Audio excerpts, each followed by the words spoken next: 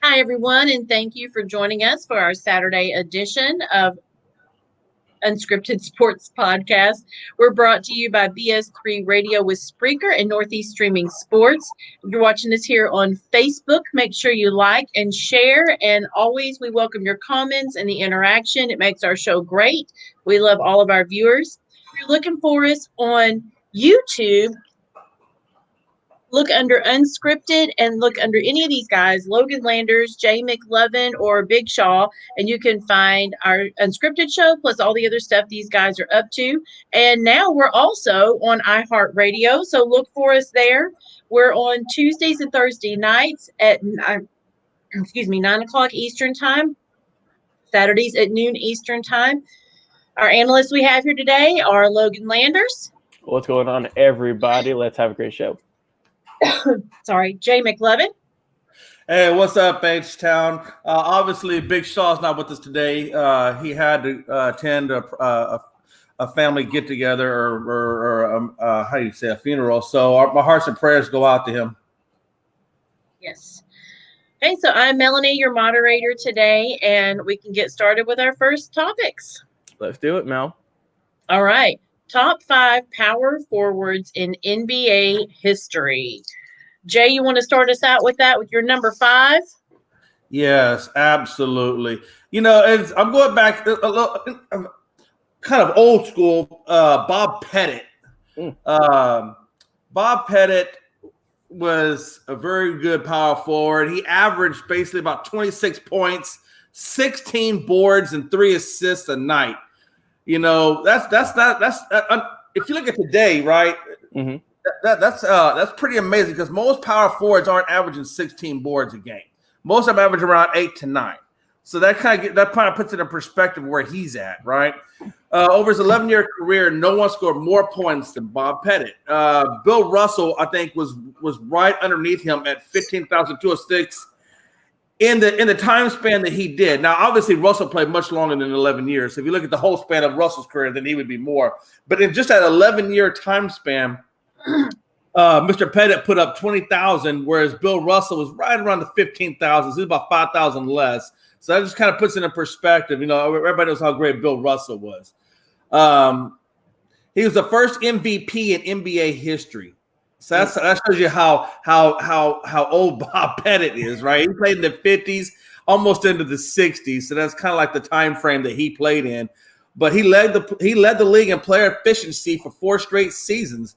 So Bob Pettit has done a lot of great things. He also, like I said, he's right up underneath Bill Russell all the time.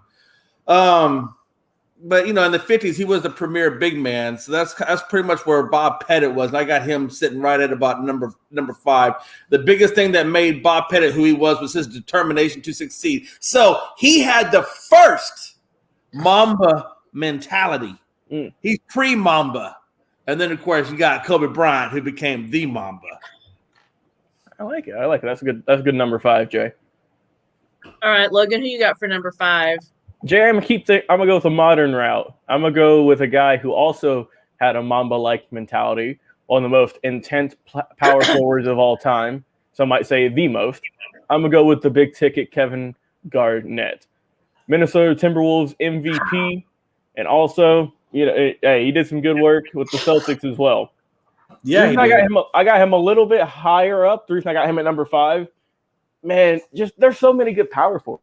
Whenever I was looking over these lists, it was just insane the amount of talent that all these guys had, you know. Right. Garnett, Absolutely. one of the most fun, you know, one of the most brash power forwards to ever walk into the NBA. And he was dominant, too. In his career, he averaged 17 points, 10 rebounds, 3 assists, a steal, and a block a game. Got the MVP, of course. He was also a 15-time All-Star, 9-time All-NBA, 12-time All-Defensive Team selection, and he won the 2008 Defensive Player of the Year. So he's put in some good work throughout his entire career. We're not going to talk about the Brooklyn saga because, that didn't end well. But other than that, really good. Absolute, probably the best Timberwolves player of all time. And whenever he joined, Ray Allen and Paul Pierce over in Boston, he fit in just like a glove. He did his work. He got them a ring. He got his ring finally. And he showed out every single time he was on the floor. And I got him at number 5 on my top 5 power forward list. That's crazy. You put him at 5, man. I thought you would have had him a little higher than that, Bubba. No, I got a few more guys ahead of him, but man, he is top 5 though. He is top 5. Don't get me wrong. He is top 5. You'll be all right with your names I throw up there, trust me. Hey, no, I feel you. Like I said, I look forward to hearing the rest of your list when you got Garnett at number 5. I can't wait to see what 4-3-1 is. All right, listen, man. At my number 4, I got Karl Malone. I got the mailman. I got the Postal Express himself, Karl Malone at number 4. Guy played well. I'm going to give you a quick stats on him, and then we'll talk about him. Obviously, the great Stockton to Malone connection. I mean, that goes down in history. It's probably one of the best duos that play the game of basketball. Right. But Karl Malone, he averaged about 25 points a game, 10 rebounds again. Like I said, they averaged Pettit was about 16 boards, so that kind of gives you an idea. Malone was about 10, averaged about 8 to 9 boards typically for the power forward position. Again, he averaged about 3.6 assists, 1 steal, and almost a block a game. That's what he was averaging, right? Mm-hmm. So they kind of put it into perspective. That's why I got Pettit. Pettit was just a little bit more older school, but the mailman, he has so many things. I think I don't know where he's at actually on the points list, but I know he's pretty high up there. I know he's got more points than Jordan does, believe it or not. Mm-hmm. But yeah, there's only a few players like Malone in the history of basketball that have the production and the longevity that's like Karl Malone. I mean, if you know Karl Malone, he pretty much played his whole time with the Utah Jazz. He had a 1 or 2 years over there with LA at the very end of his career, trying to get that elusive ring. But the guy played for 17 years, with at least 500 minutes and 20 plus points a game. You know how hard it is to play a 17 season at 20 points a game? I mean, that's impressive. Yeah, especially about 500 minutes. Mm-hmm. Yeah. Jay, he's second all time in terms of points scored. He scored 36,928. He's about 2,000 short of Kareem, who's in first, and then in third is LeBron with 35,000. So LeBron's catching up. I mean, he's obvious. Like I said, Karl Malone, man. You look at his points, rebounds, longevity. I mean, he had it all. It's just sad. It's sad he never got that ring because he's so deserving. The problem with what killed Malone was Michael Jordan. Yeah. The Jordan Bulls. I mean, that's what killed him. Yeah. His best opportunity would have been when Jordan went to play baseball, but unfortunately, the Rockets took those championship seasons. You say unfortunately, though, as you are a Rockets fan. I am a Rockets fan. But, like I said, if you look at what he's done, Charles Barkley, he had about 13 good seasons. I think Braun had 15, averaging at that point ratio. Mm-hmm. But few could do it better than what Karl Malone did in terms of scoring. The knock on Malone, his only really knock is that he doesn't have any titles. But and like I said, it's just Jordan. Jordan was just what killed. I think if it had not been for Jordan, I think those Utah Jazz would have had at least 2 or 3 rings underneath it. But for that reason, that's why I got Karl Malone right there. He does have 35 wins post wise, but it's unfortunately it just wasn't his time because of Jordan. But that's why I got him sitting at number 4. I think if he would have had more rings, I probably could have slid him a little further up the list. But because he doesn't have the rings, that's why I got him at number 4. Yeah, Jay, I'm going to sound like a broken record, but I also have Karl Malone at my number 4 pick. Definitely one of the best 1-2 combos in NBA history with him and John Stockton. Let's always remember them. He got everything but a championship. You know, he did he did a lot of work. He was, like I said, he scored the second most points in NBA history, so you must be doing something right. One of the most lethal post scorers of all time. Just one of the most dominant big men too. Let's not forget that. He got MVP. He got 2 MVPs too, which is, you know, very impressive. It's hard to get one, let alone twice.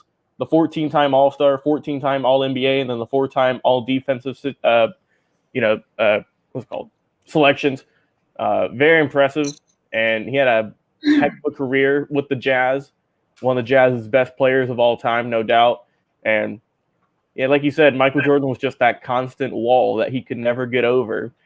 And I'll never forget when they were playing each other. I think it was in 96 or 98. I don't remember the year exactly, but they were getting close. You know, it was a close game, and Michael went up to Karl Malone as he was about to take some clutch free throws to try and ice the game. And at the time, Michael said, you know, the Mel don't run on Sundays, and the game was on a Sunday. So he missed those shots. That's what made him lose. So hey, that just tells you, man, just how much of a killer Michael Jordan was. But also, hey, Karl Malone wasn't no slouch either. He'd go up there and he'd get in your face, and he would be right up in there. And he wasn't afraid to punch somebody either. He just shoved him around, and he was an intense guy. Most of these guys that we're going to be talking about today, I'm sure, were intense too, because that's what that's what you like to see out of your big guys, is they like to, you know, push people around and get a little mad at them. But hey, yeah, I'm with you, Jay. I think Karl Malone, great power forward, definitely needs to be in everyone's top 5.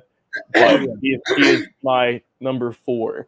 Also, we have a comment from Josh Bailey with his, looks like, top 4. He's got, let's see, Tim Duncan, KG, Malone, Barkley, and Dirk. Okay. Okay. I like it.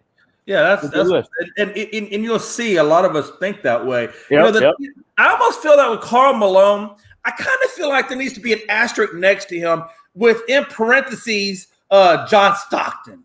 Yeah, because Stockton, you can't take them apart. They're just I just feel like, you know, Stockton, you know, at the point guard position, put Malone in such good spots and got the ball to him in such a good way that he just basically, you know, he handcrafted those points with him. Yep. Right. Yep. I mean, it's almost kind of feel like those two guys just go so interlocked together. And, you know, they weren't good friends. I mean, they were, you know, so, you know, very – whole Utah Jazz team was a very sterile team, but they had good chemistry on the court. And that's why I kind of feel like Malone should have an asterisk with John Stockton in parentheses, because you just put him in such good positioning to get all those points. Right, yeah. Yeah, you got a good point. It was a great setup, man, honestly. Oh, yeah. Those two were incredible. All right, let's move this list on along there. So I got number 3. I got the round mound or rebound, Charles Barkley at number 3. You know, he averaged about 22 points, 11 boards, 3.9 assists, you know, almost a steal and a half, and almost 1 block a game. So, you know, he had a pretty good career as well. What killed Barkley, honestly, the reason why I have him not number 2 or number 1, what killed Barkley was his 3-point game. He shot about 26%. He shot about 26%, you know, behind the arc. The problem was, you know, if you took the 3, this was crazy. If Barkley, if you take the 3-point out of the equation, if you took those shots out of the equation, he would have been a 63% shooter from the field. But because, you know, because he had so many 3-point shots, I guess he, in his mind, he thought he was a 3-point shooter. No, he was about a mid-range jumper to a layup guy. But and that's why he doesn't have that 63%. That's why he's only got 26%. Right. Unlike Malone, again, you know, he never got that title either. And I think, you know, he tried to get it with Houston towards the end, but by that time, you know, he was over. He was body was breaking down. Oh yeah, he didn't really like analytics. He never was an analytics type of guy. But just to put it in perspective, you know, the only players with a higher career box, other than Barkley, was Michael Jordan and LeBron James. So he's about 11. He's about 11 all time in career win shares per 48 minutes, 21st in rebounding percentage, and 11th in true shooting percentage. So, you know, He didn't have the great numbers, but he did put up, enough, I think. Yeah. The issues, like I said, was his 3-point. If he could take the 3-point out of there, he would have been, like I said, 63%. 63. Ugh. But he's tied with DeAndre Jordan in terms of shooting percentage for second place. Again, Chuck, hey man, I got you at number 3. Just because you did have good points. You had a good length of career. You had you had put the Phoenix Suns in pretty good positioning for quite a long time, and unfortunately, it just couldn't get it done. But he could dominate on the glass. And he could dominate as a scorer, just like Malone. Barkley just never really got that championship toe down right. But but statistically, he has an argument as the best power forward in NBA history. But just winning that title puts him underneath the top 2 at number 3. Yeah. Jay, I think we might be getting close on this list because I also have Mr. Charles Barkley at my number 3 as well. Because, man, he was a great ball player back when he was playing, man. He was – I mean, hey, he's got the nickname the round mound of rebound. So that tells you just how much he was willing to go after the ball every single night. Especially in his younger years, too, back when he was with the Sixers. You saw highlights of him just running after every single loose ball, trying to grab it. And he would just fight someone for that rebound. And he was, like I said, if he got a ring, I feel like he would be even higher up. But that's just the one thing that eluded him the whole career was that one championship ring. He got the MVP. Like I said, I didn't know he was that, I didn't know that 3-point percentage, what that would equate to if he took that out. That's insane. But you got to remember too, the 3-point shot didn't really, it kind of exploded more in the last 10 years than it did back in the 90s even. They were just kind of taking those at, I don't know how many per game, but I'm sure it's doubled or tripled what it is, now than what it was then. So they weren't shooting nearly as many, but also guys weren't hitting them at a high clip either. And especially as a power forward, they weren't really practicing those 3-point shots too much at the time. And so, I mean, that just kind of, it didn't help his shooting percentage, but still 63%, if you took that out, that'd be insane. But absolutely. And here's the deal. There's one other stat I think that is very impressive to show why Barkley should be at number 3. He averaged 20 points and 10 boards a night for 11 seasons. 11 seasons, he averaged a double-double for 11 seasons consistently. The only ones that got more than him or more years, 20 and 10, was Shaq had 13 years doing it. Jabbar had 12 years. Wilt Chamberlain had 12 years. And Hakeem Olajuwon had 12 years. And they're the only ones that have more. And that's a very Hall of Fame, high caliber list of people right there. So, that just shows you, like I said, 20 and 10 at that position. Because you got to figure, Shaq was a center, Kareem was a center, Wilt was a center, and Olajuwon was a center. So, as a power forward, that's why I say he would have been the great. If it was not for his shot percentage and his lack of rings, he should be number 1 in the power forward spot. Right, yeah. He was good. Because the only ones that got more double-doubles than he did were all centers. None of them are power forwards. He's the only one that did that. So that just kind of shows you. But like I said, the lack of rings, the 3-point, taking too many 3-point shots and not making them, that's really what kind of like put that, put into perspective why he's at the number 3 and not the 2 or the 1. We got a comment here from Joshua Bailey saying if Zion loses some weight like Barkley did, he'll be a lot better. Yeah, I could see it because Zion's a big dude. Like, he's a big guy. He's not just, he's not like he's fat. He's just, I don't know, husky. We'll give him that. He's got a little bit of weight to him that he could bulk up on. But if he does get in shape, and I mean, look, he's still young. He's 21, 22. He's got plenty of time. And he's already doing great work. Not to make excuses for Zion and his weight issue, but Zion was hurt for a better part of 2 seasons with those injuries that he had. So I think working those out too, if I'm not mistaken. He's still trying to get back in playing shape. I mean, this is his first season back. Getting our comment here from our boy Frankie saying that he loves you. Hey, my boy Frank. Hey, Frankie knows I love Frankie, man. I got a man crush on Frankie. So we know. Calm down, Melanie. You're still my number one. I know, babe. I know. All right, we made it to the top two. I know. Top two. Jay, who you got? All right. So at number two, I'm going with. I'm gonna go foreign this time around. I'm going with Dirk Nowitzki. Yeah, Jay, we're just cheating. We're cheating off my paper. Stop it. Great minds think alike. But you're going to see where we differ. Okay. All right. What you got? 5 versus number 1. So we do have some disparity. And me and you are going to talk at length later. And I'm going to chastise you for putting Garnett at number 5. But that's for another day and another topic. We might just do a whole show on that. I don't know. It's unscripted. Then we might just do it later on. Maybe we'll get some counseling, some sports counseling. You and there me. we go. There we go. Figure it out later. But right now, we're going to get back to this number 2 spot with Nowitzki at 20 points a game. Now this is where I was trying to get you earlier. You had Pettit at 16 rebounds averaging, and then you had Barkley and Malone at around the 10 and 11. And now you're looking at more where we are currently at Nowitzki at 7.5 rebounds. So you can see where right now we're averaging about 7.5, and that can kind of show you where the other guys were in their rebounding. But anyway, he had a little over almost 3 assists a game, block a game, and some steals and some. So he didn't do too bad. He didn't do too bad. But obviously Nowitzki was able to do what the other guys weren't at number 3 and number 4 spots. Is that he actually got a championship with the Mavericks. As a matter of fact, that's the only championship they got. And Nowitzki, if you know, played an integral part of that. I mean, there's no championship in Dallas without Nowitzki. I mean, he was their guy, right? Yep. So he, like I said, he made his debut at 99. He played for a hot minute.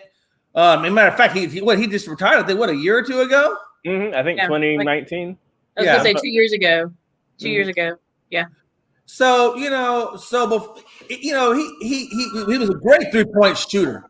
He had 507 3-pointers.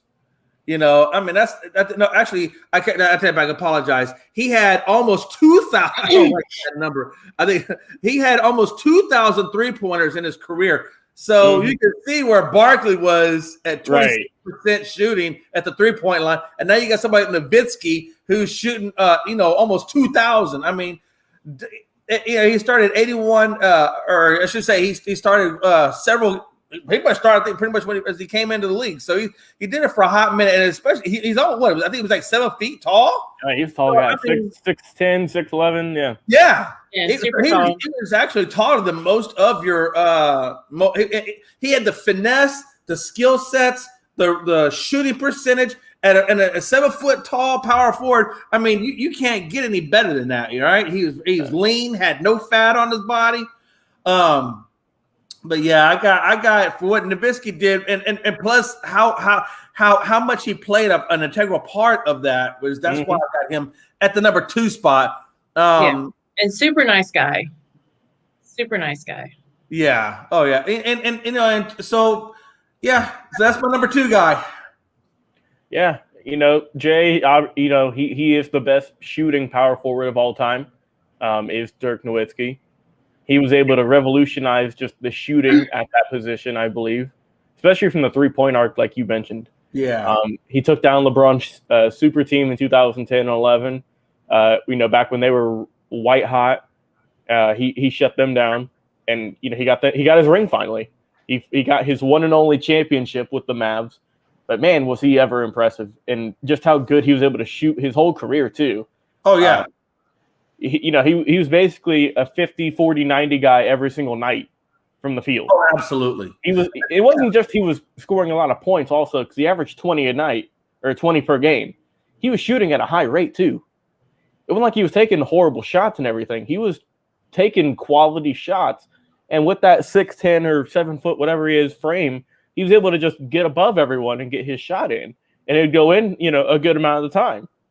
Like you said, the crazy thing about that, honestly, so you had Barkley who shot 26% behind the 3-point line, but you got Nowitzki who was shooting 46% behind the 3-point line. So you can see how much better, and even with if you take that 46% and average it with the rest of it, he was a 60% shooter and that included behind the 3-point line. So he shot 60%, and that's why he was so good. He was just such a pure shooter, and he had height. I mean, he was a complete package, honestly, just a complete package. Yeah, and I mean, he also kind of helped right the ship because, I mean, let's just be honest, the foreign players weren't that popular back when Dirk got picked. There weren't that many foreign players in the league, and there was a lot of criticism whenever they picked him because it's like, man, you're picking this guy from a different country to come over here and you think he's going to produce?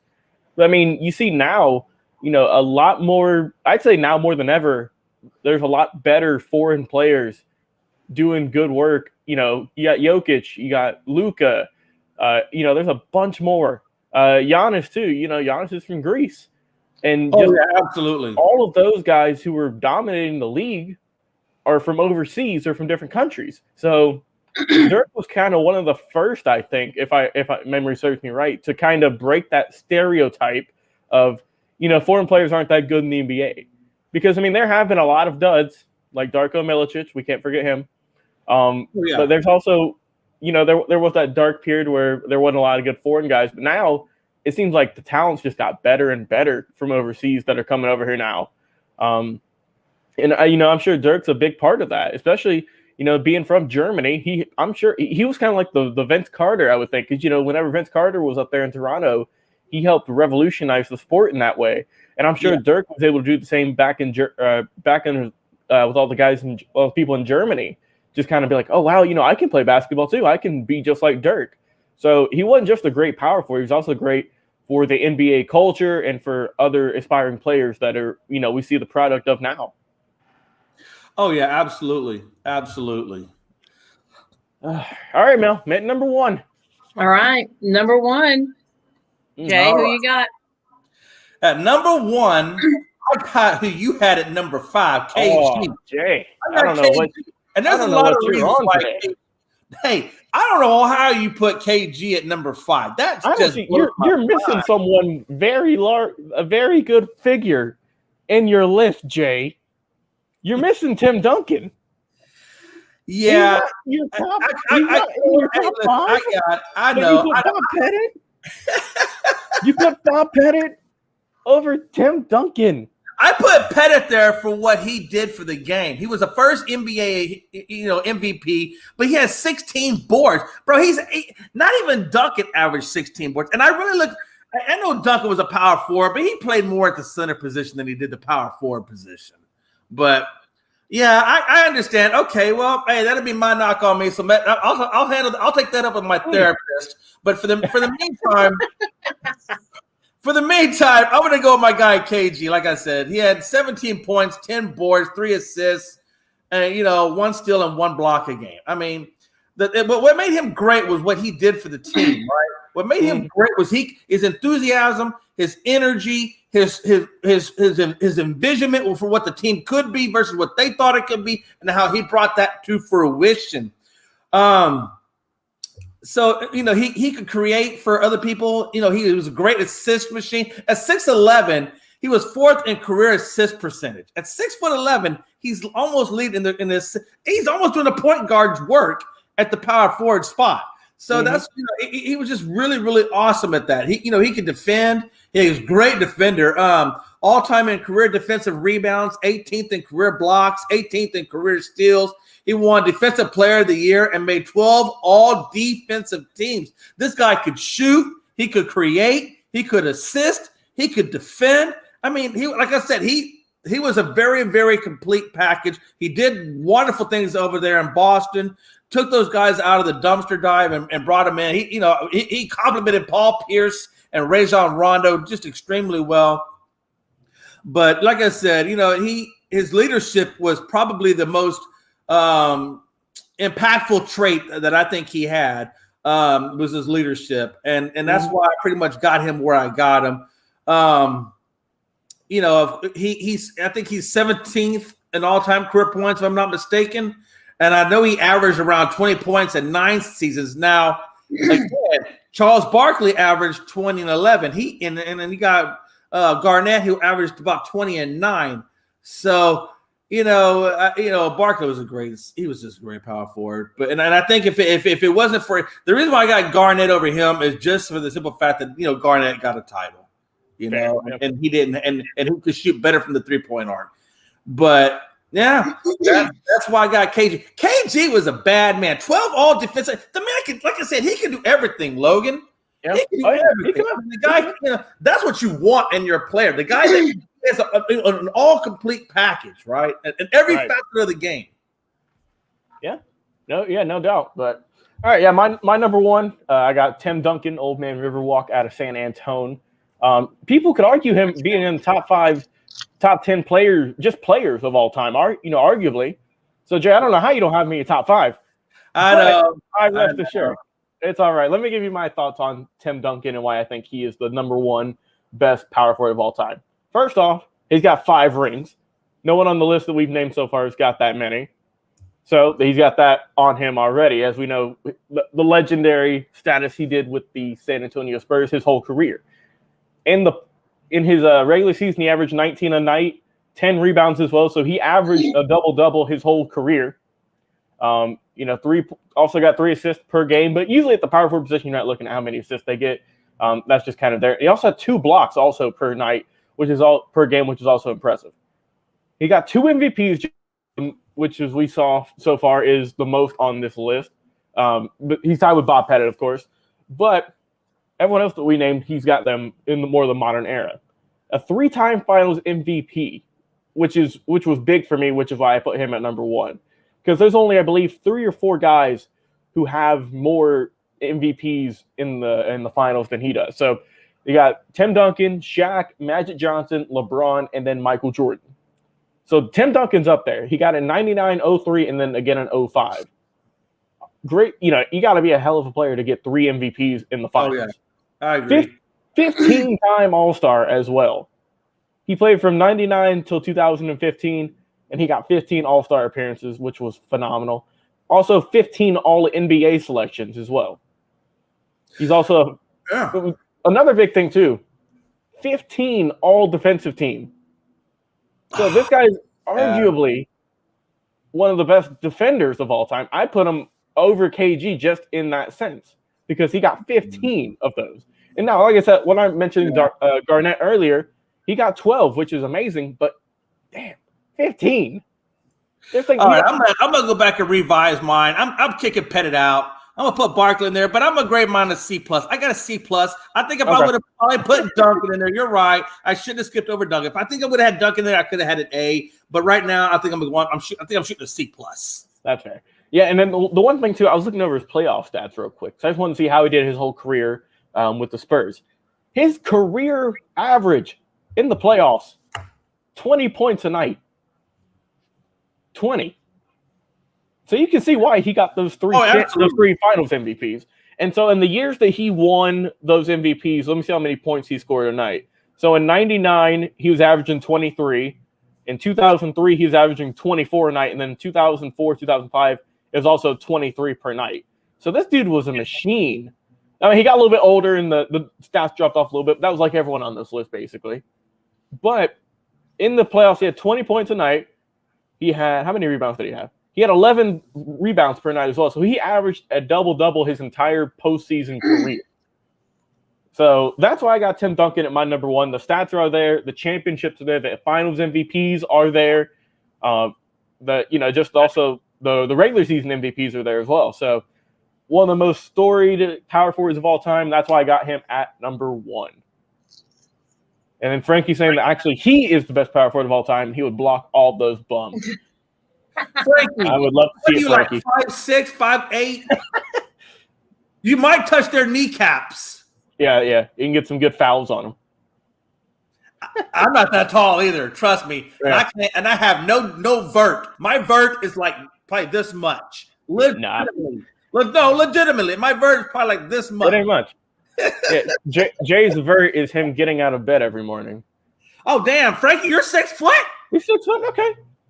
You look smaller on TV, though. Still Block City over there, yeah. Oh, nice. All right.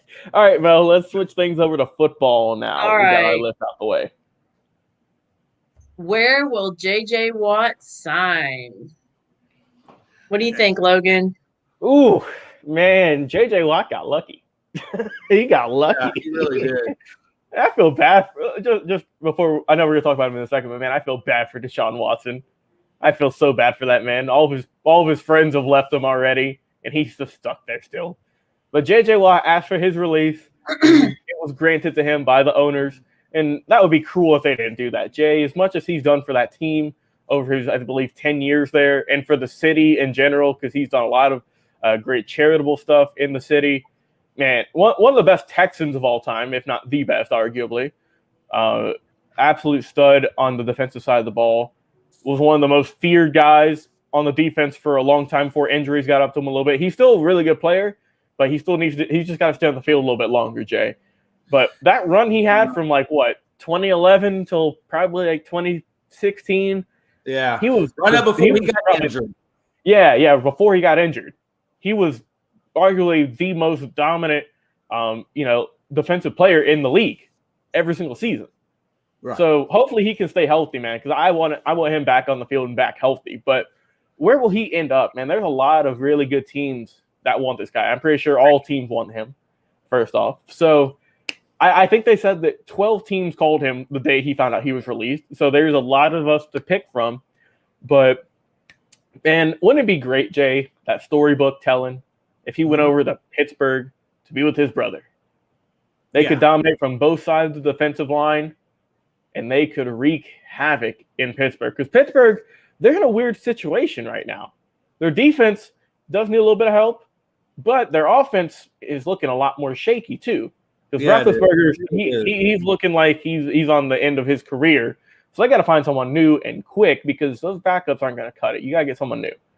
So if they want to do like a Ravens type of deal, right, where you don't have a great offense, but you have a killer defense, you got to go with I think you should just go with JJ Watt, get him for, I would have signed him to a long-term deal just because of the injuries and stuff. I'd sign him to maybe a 2 or 3 year contract, nothing too big. And if it works out, that's great. And if not, then, you don't have him on your pay books for 10 years or whatever. But I think, a solid contract for 2-3 years might be in his future. If a team signs him more, I might be a little bit more eerie about it just because of those injury statuses. And he is getting up there in age. I don't have his age at the moment, but I believe he's probably getting close to 30.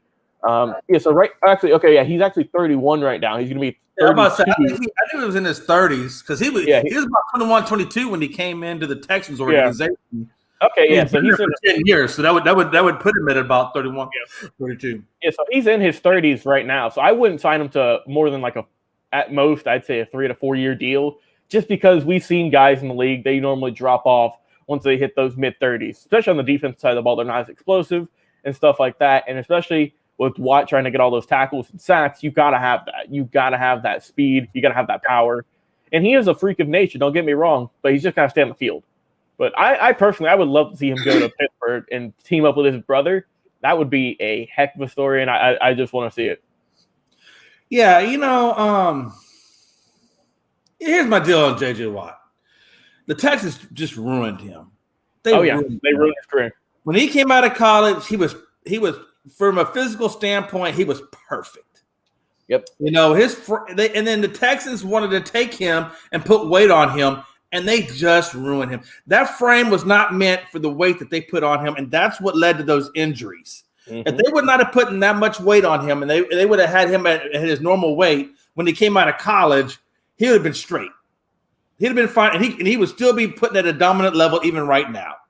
The problem with it is he may have 2 or 3 years, but if you notice, when he had that first knee injury and then he had his back issues, he hasn't been the same player since. Nope, he hasn't. He's not the same dominant guy that he was when he first came in for those 2 to 3 years because they put that weight on him. They should have left him alone and left him where he was at. But anyway, I regress. I see that. Well, number one, the Texans are stupid because they should have traded him. They should have traded. Frankie's. Frankie got everybody going to the Patriots. Josh was up in the Packers. I could see the Packers. Yeah, I could too. He's from Green Bay, right? So okay. Here's the deal. Number one, Texans, you should have traded him when he, you could have got some better draft picks, but you waited too long, and now you had to release him because that's what it was. Because he wasn't going to resign with you. Okay, who should he go to? Could go home, play for the Packers, play underneath Aaron Rodgers. Not a bad way to do it. I want you to come to the Patriots. They turn to the dark side. Dark side. Man. Nothing against Boston. Boston's a good spot, man. But I'm a Cowboys. I can't do like Shaw and go to the Saints. Me, a Browns fan. I can't do that. I gotta stay true, man. I gotta stay true to my team. I'm a Cowboy for life, and I've got the badge of honor. I've gone through all the hardships, so I'm gonna stay with them. I can't leave now. All right, back to what we were saying. So Packers, if he wants to go home and still be on a championship type caliber team, yeah, Packers would be great. And I can see him going there. Or like you said, he could go play with his brother TJ and try to play on the Pittsburgh side. But I think his best chances are either A, with Tampa Bay, or B, with Buffalo Bills. Both of those teams definitely are Super Bowl caliber teams. And I think I think that's where he's going to wind up going. I really think he's going to wind up going to play for either Buffalo or Tampa. I can see Tampa. I really can see Tampa because Tampa needs that one more guy. Tampa don't even need him. But could you imagine Tampa's defense? They already have a good defense, but you imagine defense with JJ Watt and if he goes to Tampa, he doesn't have to be an every down guy. He could come in and play certain select downs, which would increase his longevity at a high production level. If he goes maybe, let's say, to Green Bay, Pittsburgh, he's going to have to play a lot more, and I don't know if his body can withstand it. I don't think he's going to be able to play. I don't think he can make that much more of an impact on those types of teams. I just don't see that happening. Yeah. But and then Buffalo's got a really good defense already. So I think he could probably use his spot selection. Maybe he comes down on third downs. Maybe he comes down on fourth and goals. Maybe he comes in at 2nd and 5. And I think he could do well at that. And Buffalo could certainly put him in at that type of range, and so could Tampa. And that's why I think those are the two best fits for him. And I think if he's smart, those will be the two teams. And I guarantee you, one of those two guys have called him or have had interest in him. And don't be surprised if that's where he winds up. Yeah, like I said, if he goes to Tampa, that would be absolutely phenomenal for that defense, which is already stacked as we saw. Oh, absolutely. God, man, I couldn't. If he goes there, they can just go and give him a ring basically at that point. God, that'd be cruel, Jay. Absolutely. That juju on us this Saturday, man. Jeez. All right, Mel, what's our last topic for tonight or for this evening? Deshaun Watson to the Patriots? What do you think, Jay? So this is where Frankie comes into play. Mm-hmm. This is the one guy I could see going to your team, hands down. I could see Deshaun Watson because here's the deal. Belichick has screwed up so many drafts and so many trades. Yes. He is, and like we said on Thursday night show when Frankie was a guest on our show, and I told him, and we've been saying it. I said, listen, Brady made that guy. Brady covered up so many GM mistakes by Belichick. Belichick's a great coach. Great, phenomenal, best mind, right? Best coaching mind that's ever played the game is Belichick. I will give you that, and it shows on his game plans. But as a GM, he's flat out horrible. But he can reverse fortunes at the GM spot. He struck gold with Tom Brady at pick 199. He can strike gold again if he can somehow or another put a package of picks and maybe a player or two in there and throw it up to Houston and strike gold again with a 3-time Pro Bowler in Deshaun Watson, who is still arguably a very young guy and a very talented guy and could turn that team around. So if he could trade for – now, here's the problem, though. Here's where we run into problems, though. If he gives up first-round picks for Deshaun Watson, where's he going to get his receivers from? That's the problem. Yeah. Maybe, and because he's given up a lot of – he would have to give up a lot of capital to bring Deshaun Watson over there. I can tell you right now, Houston's going to want the truck, the trailer, and everything that goes along with it for the tailgate party. But I do see if Belichick wants to get back, he's going to have to go after this guy, and I think he's going to go. I think he's going to give up everything in the kitchen sink to get this guy. And I definitely see Deshaun Watson going to the Patriots. Yeah, I'm with you on that, Jay. I think that would be the perfect fit for Watson, as well as Belichick. We've seen that Belichick and Brady did a lot of great things during their tenure, and that they can develop a good quarterback. What they did with Brady, the Cam Newton experiment, it failed. What more can you say? It just didn't work. That's why they signed him to just a 1-year deal, because they were seeing if he was going to be the one to lead them into the future, and I don't see that. He's not going to be their starter next year. That's why they need Deshaun Watson, Jay. That way it would be a fresh start for Deshaun. He needs it. He deserves it. He's done so much for Houston when he didn't need to, and they didn't give him nothing in return. Absolutely nothing. Yeah, and Frankie just chimed in with salary cap. Now, here's the deal. I agree, Frankie. The salary cap would be an issue to navigate, but there's a word I want you to hear, Frankie, and listen to me good. Restructure. Yep. Restructure. You go after some of your top teams and restructure their contracts. I guarantee you they can find money in there. And if you tell those players, if you tell them, hey, look, we want to get Deshaun Watson to be your quarterback, can you take $2 million off your contract? I'm sure they would want to do it. Because, yeah, it's fine to get paid and all, but you'd way rather get a ring, I would think. Oh, yeah. I mean, like I said, and it's not even – if you're Frankie, you would. They would have to take maybe a partial pay cut, but for the most part, it's all it really is doing is flipping money around, right? Some of those guys who have longer contracts, all they got to really do is cut the money off or skim the money off the first few years and put that money on the last few years, right? I mean, you can move money around. Trust me, them guys, they got people that have degrees in restructuring contracts and putting money on the back end instead of at the forefront. So it can be done. And I think I'm not saying that, it's 100% guaranteed going to the Patriots, but the Patriots are desperate right now. Belichick desperate. Belichick is desperate for a quarterback, and I would not be surprised if he goes after Deshaun Watson and tries to land him. I would not be surprised in the least.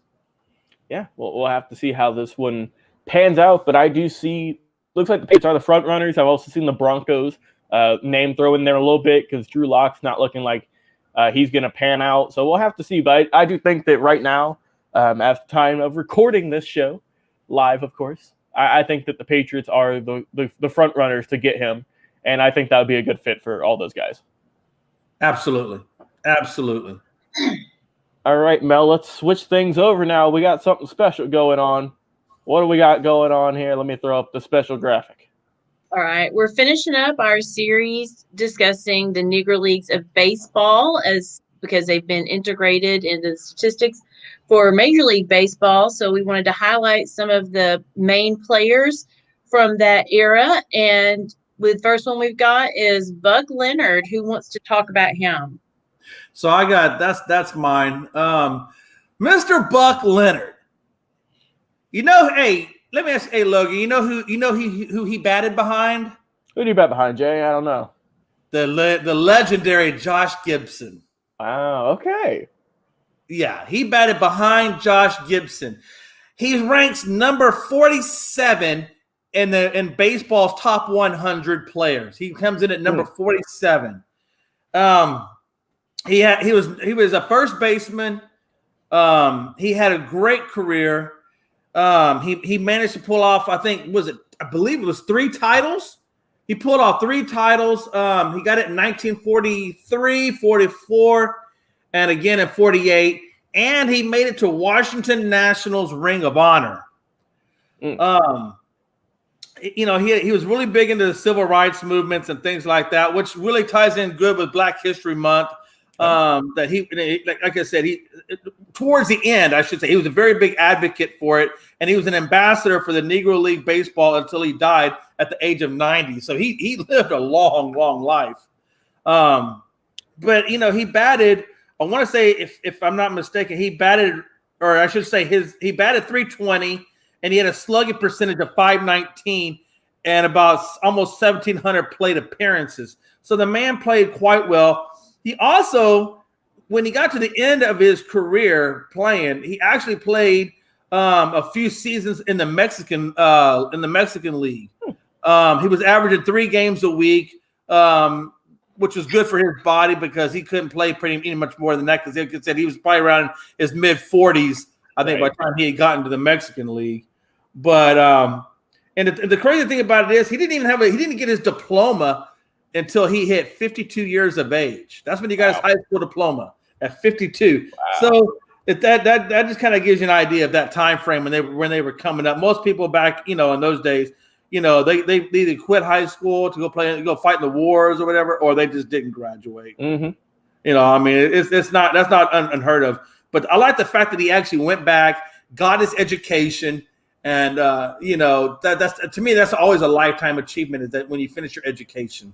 Yeah, it's always a great moment, especially, like you said, the commitment he had to finish it out at 52 as well. That just shows you that he was determined to get that diploma and to further his education, which is always great, and a great ball player as well. Let's not forget that. Oh, yeah. And here's the deal. So he spent his entire 15-year career with the Grays.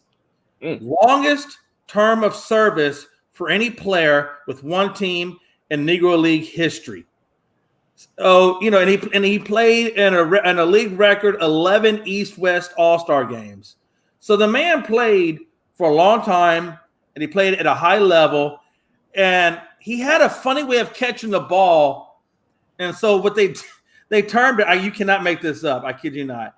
I'm going to pull up so I make sure I get it exactly correct because I don't want to mess it up. Where was it at? Basically, they called him. Let's see. Okay, here we go. Catching the ball, so the fans would laugh. But Leonard was strictly a baseball great glove hitter. Oh, where was it? I apologize. So they called him the clown of baseball because of the way he caught the ball, and you can't make that up. That actually was his nickname, the clown. And that, my friend, is my Buck Leonard story. Hey, yeah, it's great. Like I said, I guess Buck the Clown Leonard, as we can be known now. A great guy, great hitter, got his education as well. So, and like I said, back behind Josh Gibson as well, who's one of the most well-known Negro League players. And that just shows you, man, that he batted behind Josh Gibson. This guy needs more love, like all the guys we talked about this week. But let's get on to my guy. Let's get on to my dude, Mr. Norman Thomas. They call him Turkey Starnes. Jen, you know why they call this guy Turkey? I don't know. I have my thought process because he doesn't have a tall neck. That is a good guess, but no, they say it is because of his unique running style. They said it was an unusual type of style that made him kind of run around like a turkey. So, if only we had some clips of that. Unfortunately, I don't think we can find any. But man, I would love to see that just to see how he was running. I definitely would like to see that. I would have loved to see that, man. I would have loved it. But let me.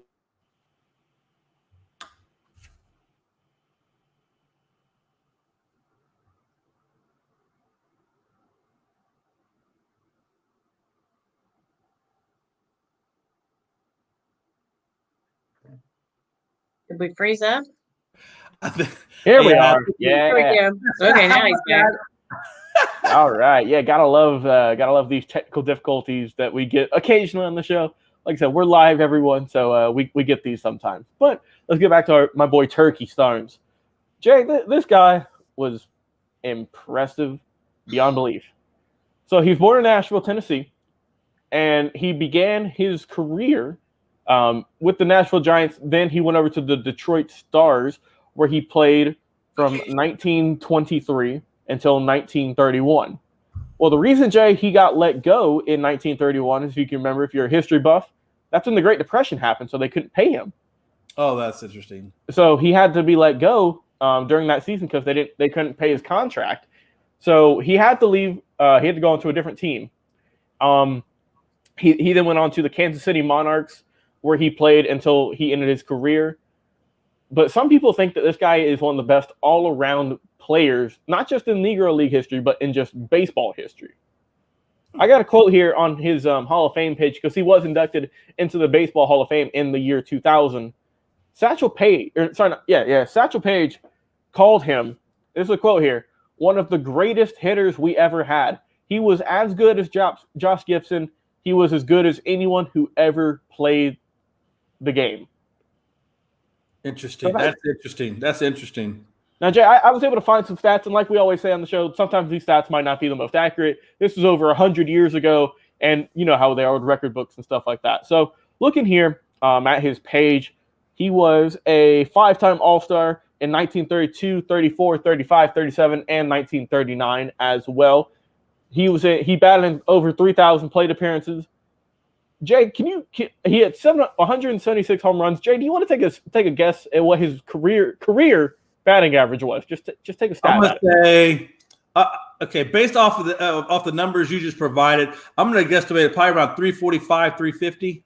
Wow, Jay! Wow, hey, 344. I like it. Hey, Jay, you got it. Jay coming off the top rope with the great prediction. Yeah, he was a 344 career hitter. That's insane. That is insane. That is very insane because given the number of plate appearances and hits, to be a career 345 hitter, that's insane. I mean, there's not even guys today that are 345. No. And you know, and here's the deal. 245. And here's the deal. That's what I'm trying to tell you. I wonder if they had put the Negro Leagues earlier into the Baseball Hall of Fames and they had statistics earlier, or if they would have integrated the Negro League with the Major League Baseball earlier, how many of these stats would be changed? How many more players would have been in there? You know what I'm saying? And it's a travesty they waited so long. Yeah, and that's why I really want to talk about these guys and bring it to the forefront, because these guys were legends. But how many people really know about them? No, not many. Not many at all. Not many at all, Jay. So he hit better than 300 in 14 of the 19 seasons he played, which is insane. He collected 6 home run titles, and he led the league in triples 4 different seasons. A great center fielder, he played in 4 East to West All-Star games, and just an absolute stud. I did find a cool stat here on his Baseball Hall of Fame profile. That it says in 1934 he played in a 4-team doubleheader at Yankee Stadium in front of 30,000 fans. It was claimed at the time as the largest crowd to ever watch a black baseball event. So that's pretty cool.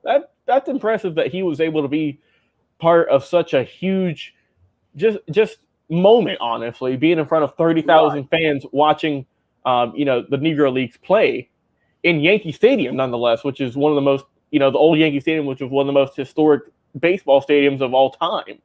And our boy Thomas Turkey Starnes, was able to get in there and put in some work. So this guy was absolute stud on the field. They said it was weird because they said that his personality, right? Off the field, they said he was a kind of a quiet, just kind of low profile type of dude. Right. And it said that he was it said all he really ever said was like yes or no. He didn't really go into much talking. So he wasn't a fan of people, he wasn't a fan of the media, he wasn't willing to share his opinions like a lot of people do today. He was low profile and he liked to keep to himself. And hey, we see that sometimes with a lot of good players. They just like to keep to themselves and they really just like to work on their craft. Marshawn Lynch was like that type. Marshawn Lynch never really ever wanted to talk to anybody. Mm-hmm. He was a great running back, but he just did not like talking to anybody. And so you're right. A lot of the great ones, they don't talk as much. They let the play speak for itself. Yeah. Also, Jay, I found this other stat here saying that he was also a great base runner as well. He stole 143 bags in his career, and he also back to the hitting. Jay, he hit over 400 twice in his over 400 twice in his career. That's impressive. That That's is hit 400. impressive. That's impressive. Hit 400. That's pretty impressive because most, like I said, you don't see that. You don't even see that in today's era. At best, they're about 303, 315 batting averages. So to hit 400, that's insane. That's almost 50%, or it's getting close to 50% of the time that you go to bat, you're getting on base. Yeah, they said that he had a really weird batting stance as well. They said he looked just like off balance, like no one could hit a ball, but he was able to do so, and very well, might I add. Cool Papa Bell, who's also a legendary black baseball player in the Negro Leagues, who's one of the more well-respected, well-known players. He said this about Starnes, saying that man could hit the ball as far as anybody, and he was one of our best all-around players. He could field, he could hit, and he could run. He had a whole lot of power. So that just lets you know just how impressive this guy was. He was a real five-tool athlete, when you look at that sense of he was able to dominate from any side of the ball, whether it was on offense or defense. And it's been really great, Jay, looking the past couple of days, our past few shows, looking at all of these guys and just seeing how impressive they were. Because whether it was, we did our first shows talking about those guys, but kind of like building blocks of the Negro Leagues with the player owners, the player coaches, and then just getting into more just the insane stats these guys put up. It's been a great learning experience, honestly. Yeah, absolutely, and that's the thing, right? I mean, I love learning new things, and like I said, a lot of times, you don't know anything unless you research things. Right. What better thing to research than our number one pastime? Mm-hmm. But if we're not careful, we're going to lose that history if we don't bring it up and talk about it. We're going to lose that history, and I'll be honest, I don't want to lose that type of history. No, because it's already about 100 years old now. So isn't that crazy? We're getting older and older. So you got to be able to look on the past and look at just how phenomenal these guys were, so don't get lost in history, and that way you can celebrate their careers. All right, Miss Mel. All right. So that's our show for today. We want to thank everyone for joining us with the Unscripted podcast. Like I said, if you're on Facebook, make sure you like and share. Find us on YouTube under Unscripted with any of these guys, Logan Landers, Jay McLovin, or Big Shaw. And you can find our Unscripted plus all the other stuff there. And now you can also find us on iHeartRadio. We're here every Tuesday and Thursday at 9 o'clock Eastern Time. Also on Saturdays at noon Eastern Time. We're brought to you by BS3 Radio with Spreaker and also Northeast Streaming Sports. You guys have a great day.